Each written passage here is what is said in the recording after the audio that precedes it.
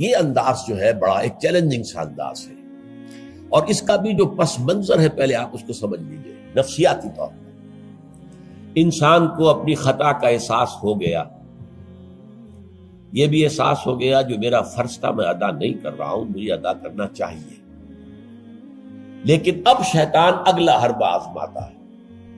دیکھو ابھی فلاں کام پڑا ہے، ابھی فلاں کام ہے، ابھی بیٹیوں کے ہاتھ گیلے کرنے ہیں، ابھی یہ کرنا ہے، ابھی بچے تمہارے چھوٹے ہیں، ابھی تمہارے بیٹوں کی تعلیم کا مرحلہ ہے، میاں ہو جانا ٹھیک، بعد میں سارے تقاضے مطالبے پورے کر لینا، پہلے یہ ذمہ داریاں تو پوری کرو۔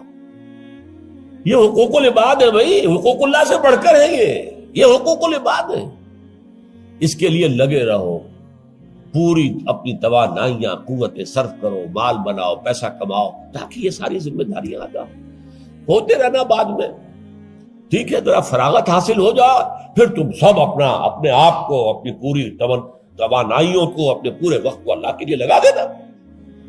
یہ ہے تاخیر اور تعویق، اس کا حربہ شیطان کا، یہ سب سے بڑا۔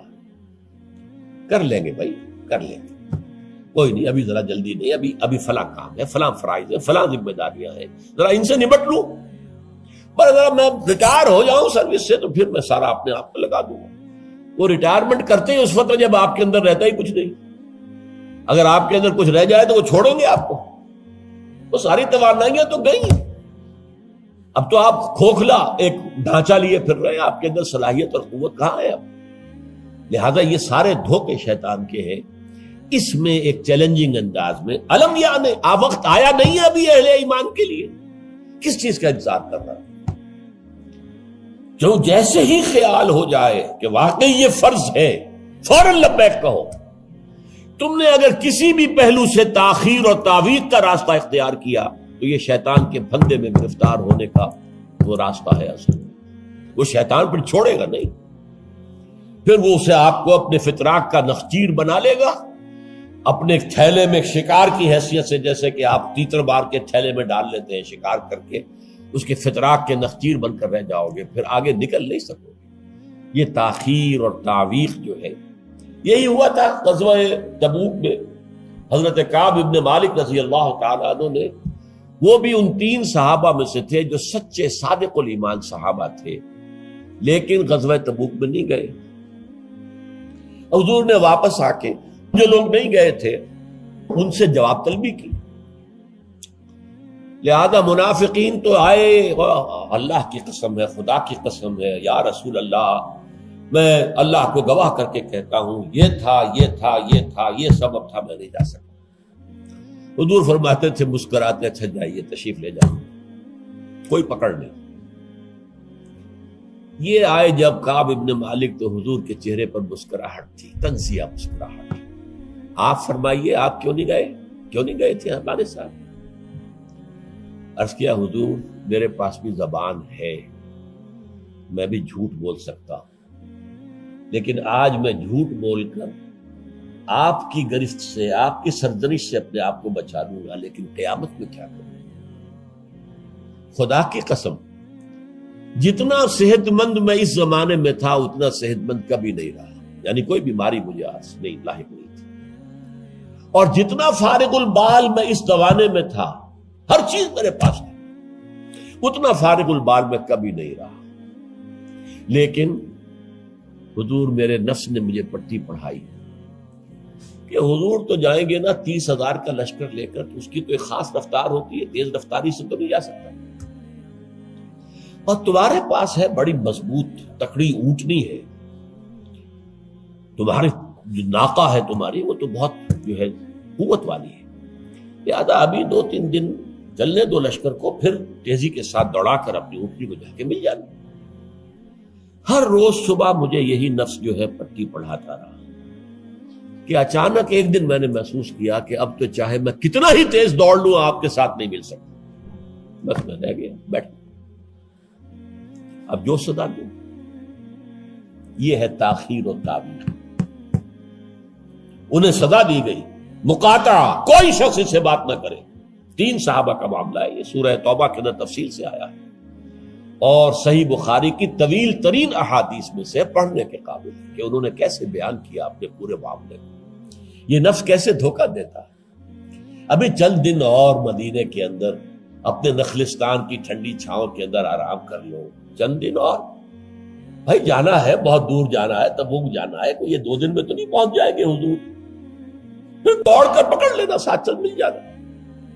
یہ دھوکہ شیطان کا، یہ دھوکہ نفس کا، یہ ہے الم یأن للذین آمنوا ان تخشع قلوبہم لذکر اللہ وما نزل من الحق۔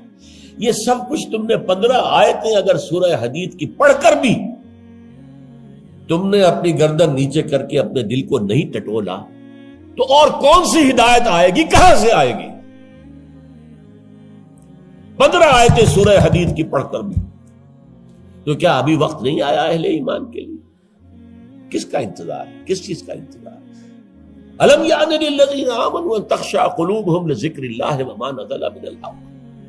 کیا وقت آ نہیں گیا اہل ایمان کے لیے کہ ان کے دل جھک جائیں اللہ کی یاد میں، اور جو کچھ حق میں سے نازل ہوا، ما نزل من الحق، یہ پورا قرآن الحق، اس میں سے جو یہ آیات نازل ہوئی ہیں یہ تم نے ابھی سن لی ہے، پڑھ لی ہیں، اس کے سامنے بھی دل نہیں جھکیں گے تو کب جھکیں گے؟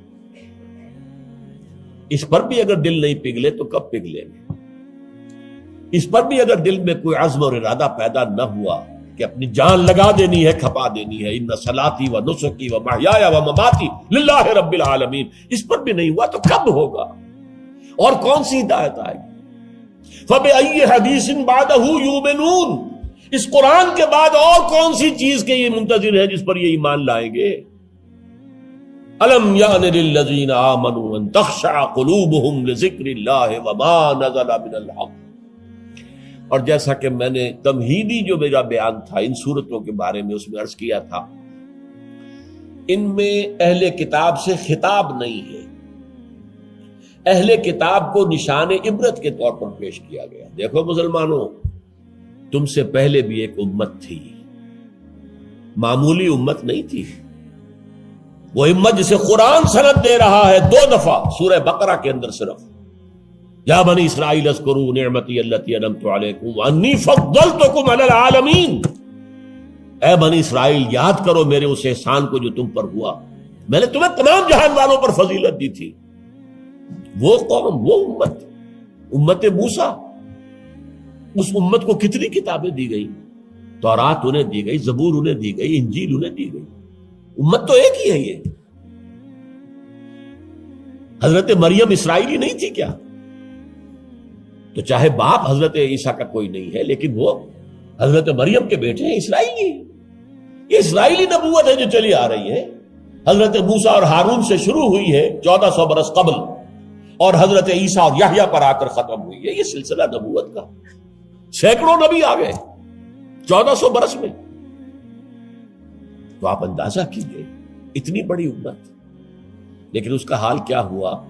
وَلَا يَكُونُوا، دیکھو نہ ہو جائیں یہ اہل ایمان بھی كَالَّذِينَ أُوتُوا الْكِتَابَ مِن قَبْلُ، ان لوگوں کے مانند جن کو کہ کتاب دی گئی تھی ان سے پہلے، فَطَالَ عَلَيْهِمُ الْأَمَدُ، تو جب ان پر ایک طویل مدت گزر گئی، فَقَسَتْ قُلُوبُهُمْ، تو ان کے دل سخت ہو گئے۔ اس کا نقشہ کھینچا گیا سورہ بقرہ میں، ثم قست قلوبکم فہی کالحجارۃ او اشد قسوہ، دیکھو اے بنی اسرائیل، اے یہودیوں، اس کے بعد تمہارے دل سخت ہوتے چلے گئے، بدکاری سے، غلط کاری سے، دنیا پرستی سے، شہوت رانی سے، زر پرستی سے دل سخت ہوتے چلے جاتے ہیں۔ حضور نے فرمایا جب انسان ایک گناہ کرتا ہے دل کے اوپر ایک داغ پڑتا ہے، اگر توبہ کرے گا تو صاف ہو جائے گا، توبہ نہیں کرے گا پھر گناہ کرے گا، پھر داغ پڑے گا، پھر پڑے گا، پھر داغ پڑے گا، پھر یہاں تک کہ پورا دل سیاہ ہو جاتا ہے۔ اور حضور نے اپنی مٹھی بند کر کے کہا ایسے ہو جاتا ہے، اب اس میں کوئی ہدایت داخل نہیں ہو سکتی، بند ہو گئی۔ اور جب یہ تھیلی بند ہوئی پھر اللہ کی مہر لگ گئی، ختم اللہ علی قلوبہم وعلی سمعہم طبع اللہ علی قلوبہم، اللہ نے مہر لگا دی ان کے دلوں کے اوپر۔ یہ مرحلہ آتا ہے کہ جب کہ فرمایا اب تمہارے دل پتھروں کے مانند، بلکہ او اشد قسوہ، پتھروں سے بھی زیادہ، فَإِنَّ مِنَ الْحِجَارَةِ لَمَا يَتَفَجَّرُ مِنْهُ الْأَنْهَارُ، پتھر تو ایسے بھی ہوتے ہیں جن میں سے چشمے پھوٹ بہتے ہیں. وَإِنَّ مِنْهَا لَمَا يَشَّقَّقُ فَيَخْرُجُ مِنْهُ الْمَاءُ، چٹانوں میں ایسی بھی ہوتی ہیں شق ہو جاتی ہیں ان میں سے پانی نکل آتا ہے. وَإِنَّ مِنْهَا لَمَا يَهْبِطُ مِنْ خَشْيَةِ اللَّهِ، چٹانیں ایسی بھی ہوتی ہیں اللہ کے خوف سے گر پڑتی ہیں. وَمَا اللَّهُ بِغَافِلٍ عَمَّا تَعْمَلُونَ، تمہارے دل ان سے بھی سخت ہو چکے ہیں اور اللہ بے خبر نہیں ہے اس سے کہ جو تم کر رہے ہیں. آج اس امت پر بھی تو 1400 برس گزر گئے، کتنا عرصہ گزرا ہے، اور آج وہی خواہشات ہیں. ہم تو امت محمد میں ہیں صلی اللہ علیہ وسلم، وہ تو شافع محشر ہے، وہ تو ہر امتی کو بخشوا لیں گے تب جا کر راضی ہوں گے. اللہ راضی کرے گا انہیں، وہ راضی اسی وقت ہوں گے جب ہر امتی کو بخشوا لیں گے. سیاں بے کوتوال اب ڈر کاہے کا؟ جب ہمارے سیاں ہمارے شوہر کہہ لے کوتوال بن گئے تو مجھے کس کا ڈر ہے؟ کوتوال ہی کا ڈر ہوتا ہے نا کہ وہ پکڑے گا. سیاں بے کوتوال اب ڈر کاہے کا؟ یہ ہے وہ چیز، امانی، دل کا امانی سیغفر لنا، ہمیں تو بخش دیا جائے گا، ہماری تو شفاعت ہو جائے گی. بھائی کچھ بھی ہے، ہم کلمہ گو تو ہیں، کچھ بھی ہیں، محمد کے نام لیوا تو ہیں صلی اللہ علیہ وسلم. لیکن یہ قرآن مجید میں یہی ان کا قول نقل کیا گیا تھا. یہود نے کہا تھا نحن ابناء اللہ واحباہ، ہم تو اللہ کے بیٹوں کے مانند ہیں، اس کے بڑے چہیتے ہیں. تو اللہ نے کیا جواب دیا؟ فلما يعذبكم بذنوبكم، پھر اللہ تمہیں سزائیں کیوں دیتا رہا ہے؟ یہ نبوکدنضر کے ہاتھوں تمہیں کیوں پٹوایا؟ ہیکل سلیمانی کیوں برباد کروایا؟ یہ تم 100 برس تک اسیری میں رہے، بیبیلونیا میں، بابل میں، عراق میں، کیوں؟ تمہارا دوسرا جو تھا ہیکل بنایا تم نے، وہ بھی سن 70 میں گروا دیا ٹائٹس کے ہاتھوں. 1,33,000 ایک دن میں قتل کیے اس نے، ٹائٹس نے 1,33,000 یہودی یروشلم کے اندر ایک دن میں قتل کیے. اندازہ کیے پچھلی صدی میں 60 لاکھ یہودی جرمنوں نے ختم کیے. 6 ملین. اور ان کو اب بھی یہی کر رہا ہے، we are the chosen people of the Lord, ہم تو اللہ کے پسندیدہ بندے ہیں. یہی حال اس امت کا ہے. ہسپانیہ سے ایسے نکالے گئے کہ ایک بچہ تک نہیں بچا. تاتاریوں کے ہاتھوں کروڑ قتل ہوئے. یہ سب کچھ تمہارے ساتھ ہوا کہ نہیں؟ کروسیڈرز کے ہاتھوں تمہاری پٹائی کم ہوئی تھی؟ 88 برس تک بیت المقدس عیسائیوں کے قبضے میں رہا تھا کہ نہیں؟ تو غور کیجئے، دلوں کو نرم کیجئے، اور دلوں کو نرم کرنے کا ذریعہ بھی قرآن ہے. یا ایھا الناس قد جاءتکم موعظۃ من ربکم. موعظہ، واعظ کہتے ہیں اس کو جو دل کو نرم کرے، اس میں رقت پیدا کرے. رقیق کہتے ہیں پتلی شے کو، رقیق مادہ، رقیق مادہ. دل سخت ہو جائے اسے نرم کرنے کی ضرورت ہے. اس کے لیے واعظ بھی سب سے بڑا قرآن. الم یان للذین آمنوا ان تخشع قلوبهم لذکر اللہ وما نزل من الحق ولا یکونوا کالذین اوتوا الکتاب من قبل. تمہارے سامنے موجود ہے. فطال علیہم الامد، پھر ان پر ایک مدت جب گزر گئی، فقست قلوبهم، تو ان کے دل سخت ہو. البتہ یہاں ایک واقعہ میں اور عرض کر دوں. ایک دل کی سختی وہ تھی جو یہودیوں کی ہو گئی تھی، یا ہم میں سے بھی بہت سو کی ہو چکی ہے. لیکن ایک اور دل کی سختی بھی ہوتی ہے، وہ اپنے احساس کی شدت کی بنا پر. یہ معاملہ حضرت ابوبکر کے ساتھ پیش آیا رضی اللہ تعالی. ان کے عہد خلافت میں ایک وفد آیا باہر سے. انہیں جب قرآن کی آیات سنائی گئی تو ان کی آنکھوں سے آنسو بہ نکلے. حضرت ابوبکر نے فرمایا ہاکذا کنا حتی قست القلوب. ایسے ہی ہم بھی ہوتے تھے، قرآن سنتے ہی، قرآن پڑھتے ہوئے ہمارے آنکھوں سے آنسو جاری ہو جایا کرتے، یہاں تک کہ ہمارے دل سخت ہو گئے. معاذ اللہ، معاذ اللہ، یہ شدت احساس ہے۔ یقیناً یہ ہوتا ہے جب آدمی عادی ہو جاتا ہے تو وہ کیفیت نہیں رہتی۔ میں نے اللہ کے فضل و کرم سے 6 حج کیے، لیکن جو کیفیت پہلے حج کی تھی وہ پھر کبھی نصیب نہیں ہوئی۔ ویسے بھی یہ تھا کہ اس وقت تک ابھی اتنا ہجوم نہیں تھا۔ سن 62، اب آج سمجھیے 42 برس گزر چکے، تو اس وقت کا اور تھا معاملہ۔ اب جو ہے وہ ہجوم جو ہے وہ اس میں کبھی انسان کو اپنے اندر جھانکنے کا، کہیں تنہائی میں بیٹھ کر یاد کرنے کا موقع نہیں ملتا، لیکن وہ تھا۔ لیکن ویسے بھی بات یہ ہے کہ ایک آدمی، اب جو لوگ وہاں رہتے ہیں مکے میں رہنے والے، ان میں سے اکثر کو ہم دیکھتے ہیں وہ خانہ کعبہ کا، اس اصل چوکور گھر کا بھی کوئی ادب نہیں کرتے۔ وہ تو ہر وقت ان کے نگاہوں کے سامنے عادی ہو گئے۔ تو ایک شکل یہ ہوتی ہے کہ جو ایک تعامل کثرت کے ساتھ جب ایک بات ہو رہی ہو تو پھر اس کی وہ تاثیر نہیں رہتی۔